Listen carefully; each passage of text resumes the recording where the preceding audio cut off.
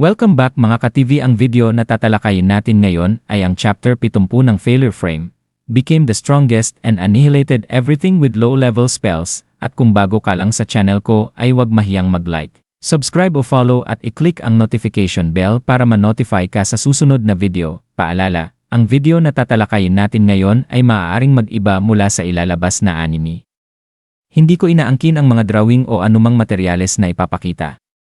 Ang layunin ko ay magpakita ng suporta at magbigay ng impormasyon tungkol dito. Ang lahat ng kredito ay nananatili sa mga orihinal na may-ari. Maraming salamat, mabilis na naging mainit ang pagpupulong ng mga pinuno ng bansa sa dulo ng mundo. Sinimulan ni Licelote Onic ang usapan sa pagtatanong kung mayroon pa ba talagang kailangang pag-usapan, habang pinaalala naman ni Geo Shadowblade sa lahat na napagkasunduan na nilang resolbahin ang usapin sa pamamagitan ng botohan kinabukasan. Agad na kinuwestiyon ni Licelote Onic ang presensya ni Mimori, tinatanong kung bakit nakialam ang isang tagalabas sa kanilang mga gawain, at kung sulit ba ang kanyang kwento para sayangin ang mahalagang oras nito. Agad namang ipinagtanggol ni Geo si Mimori at binalaan si Licelote na bantayan ang kanyang mga salita. Ipinaliwanag niya na narinig niya mula kay Haring Zek ang mga ginawa ni Mimori para sa Speed Clan at naniniwala siya sa Vice King. Subalit binaliwala lamang ito ni Licelote at tinawag na walang saysay na pag-ingay dahilan upang magtalo ang dalawa bago pa sila mapakalma ni Yerma Shadowblade, asawa ni Geo.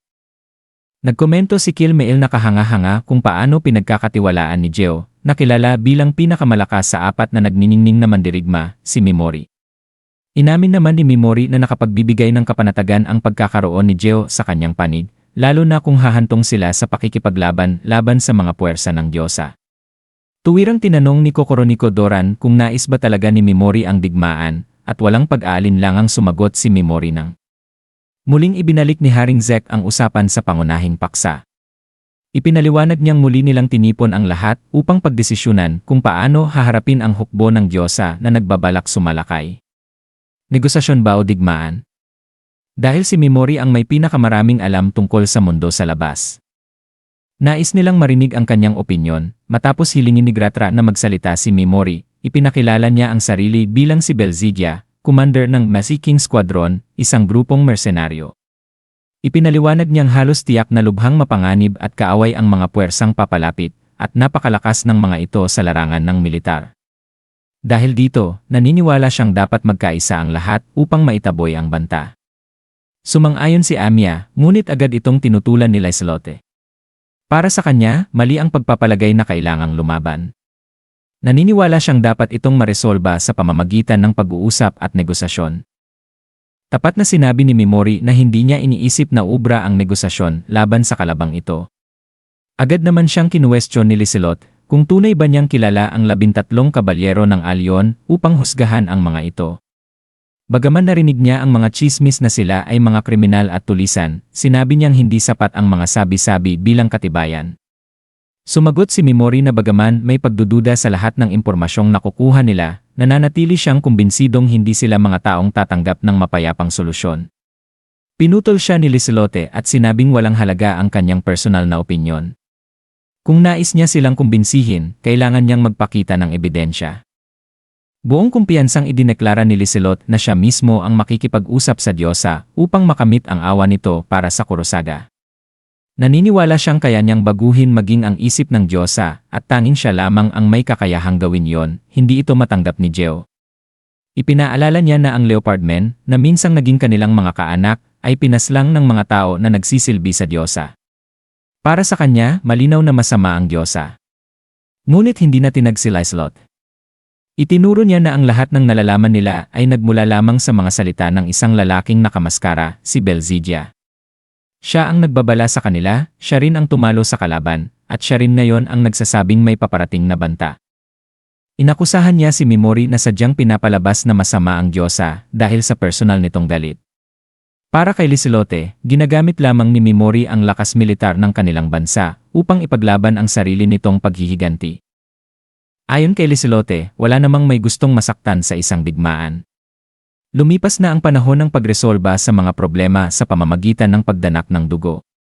Naniniwala siyang lahat ay maaaring maresolba sa pamamagitan ng pag-uusap. Hinimok niya ang lahat na magtiwala sa Diyosa ng sangkatauhan at iminungkahing buwagin ang kanilang mga sandatahang lakas upang ipakitang walang banta ang mga demi-human at halimaw. Habang nakikinig si Mimori, hindi niya maiwasang isipin na ang mga salita ni Liselotte ang mismong representasyon ng idealismo na bumabalot sa bansang ito. Sa isang bansang itinayo sa mga ideal, natural lamang natanggapin at paniwalaan ng mga tao ang ganoong pananaw. Ngunit alam niyang hindi ganoon kasimple ang realidad. Nang makitang masyado nang umiinit ang diskusyon, ipinahinto ni Haring Zek ang pagpupulong. Hiniling niyang magpakalma muna ang lahat at pag-isipang mabuti ang kanilang magiging pasya bago ang botohan kinabukasan. Habang nagkakanya-kanya na ang mga dumalo, dumaan si Liselotte sa tabi ni Mimori at tahimik na pinagsabihan ito. Sinabi niyang malinaw na hindi nagtitiwala si Mimori sa mga tao ng bansang ito, kaya itinatago nito ang katotohanang isa rin siyang tao. Bagaman kinikilala niya ang mga nagawa ni Anael noon, labis siyang nadismaya na isang tulad ni Mimori ang ipinadala nito. Para kay Liselotte, pareho lamang silang mga relikya ng nakaraan. Nais sanang sumagot ni Seras, ngunit pinigilan siya ni Mimori. Sa halip, humarap siya sa apat na nagniningning na mandirigma at gumawa ng isang hindi inaasahang kahilingan. Hiniling niyang makipag-spar ang mga ito kay Seras Ashrain, ang ipinagmamalaki niyang vice commander. Nang magsimula ang mga laban sa arena, agad ipinakita ni Seras ang kanyang pambihirang kakayahan. Isa-isa niyang nasalag at na-counter ang mga atake hanggang sa tuluyang maipit maging si Geo.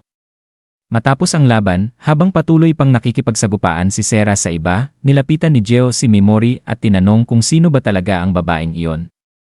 Inamin ni Geo na sa unang tindig pa lamang ni Seras ay alam na niyang hindi ito ordinaryong mandirigma. Ngunit ang tunay nitong lakas ay lampas pa sa kanyang inaasahan.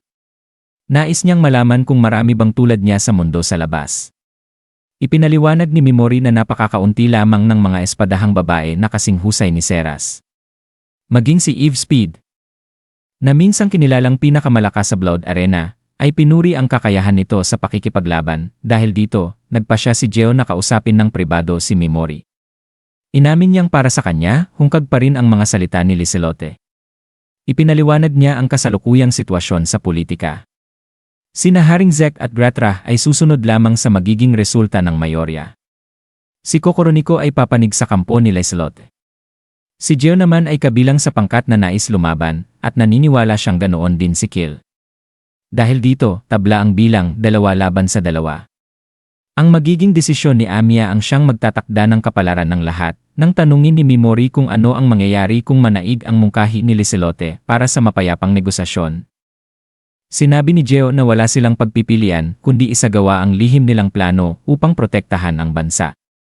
Aminado siyang kung magkakaroon man ng pagkakataong makipag-usap sa mga makatwirang tao sa labas, si Liselotte ang pinakamainam na tao para doon. Gayunpaman, hindi niya maaaring isugal ang kaligtasan ng kanilang bayan sa pag-asa lamang. Habang iniisip ito ni Mimori, napagtanto niyang lahat sila ay naghahanap ng pinakamainam na solusyon. Ngunit ang kanyang sariling sagot ay iba sa kanila. Makalipas ang ilang sandali, bumalik si Seras mula sa arena. Pinuri siya ni Kill sa kanyang kahusayan, habang tuwang-tuwang sinabi ni Amiya na napakalakas niya. Mapagkumbabang sumagot si Seras na malalakas din ang lahat ng kanyang nakalaban. Nang magpaalam si Geo, nagpasalamat siya kay Mimori para sa hamon at nagkasundong magkikita silang muli kinabukasan. Pagkatapos umalis ni Geo, tinanong ni Mimori si Seras kung sino ang pinakamalakas sa apat na nagniningning na mandirigma. Walang pag-aatubiling sinabi ni Seras na si Geo ang malinaw na nangunguna at lampas ng 2 o 3 antas sa iba. Nang ihambing siya ni Mimori kay Eve Speed, sinabi ni Seras na si Geo ang malamang na magwagi. Tahimik na humanga si Mimori sa malinaw at patas na pagsusuri ni Seras. Nang gabing iyon, habang nasa kanilang silid, ipinaliwanag ni Seras ang lakas militar ng bansa sa dulo ng mundo. Bukod sa Imperial Guards ni Gratra, ang pangunahing hukbo ay binubuo ng 4 na corps na pinamumunuan ng 4 na nagniningning na mandirigma. Bawat isa ay may humigit kumulang 200 kawal, kaya umaabot sa halos 800 sundalo ang kabuang bilang. Pagkahiga ni Mimori sa kama, napansin ni Seras ang kanyang pagod. Inamin niyang medyo pagod na siya. Ipinaalala ni Seras na halos wala siyang pahinga buong araw. Nagbiro naman si Mimori na nakapagpahinga siya ng kaunti habang kumakain. Nang tanungin siya kung nakaligo na ba siya, napagtanto niyang hindi pa. Nagpasya siyang umidlip muna at hiniling kay Seras na gisingin siya makalipas ang 30 minuto. Namumula sa hiya, inamin ni Seras na hindi pa rin siya naliligo. Sa pagitan ng antok, pabirong sinabi ni Mimori na kahit pasabay silang maligo, matutulog muna siya. Pagkatapos ay idinagdag niyang kung nais ni Seras na halikan siya habang natutulog siya, ayos lamang iyon. Bago pa makapagbigay ng maayos na reaksyon si Seras, tuluyan nang nakatulog si Mimori. Namula ng husto si Seras habang nakatingin sa kanya. Matapos ang ilang sandali ng pag-aalinlangan, marahan siyang yumuko at dahan-dahang hinalikan ang labi ni Mimori, at iyon na para sa kabanata ngayong araw.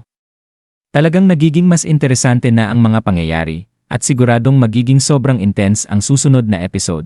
Kung fan ka ng series na ito o ng iba pang anime tulad ng Solo Leveling, Omniscient Reader's Viewpoint, o The Beginning After the End, naglagay ako ng ilang anime figures at merchandise sa description. Makikita mo roon ang mga character figures, collectibles, at anime-themed items kung gusto mong suportahan ang channel o bumuo ng sarili mong anime setup. Maraming salamat sa panonood at magkita-kita tayo sa susunod.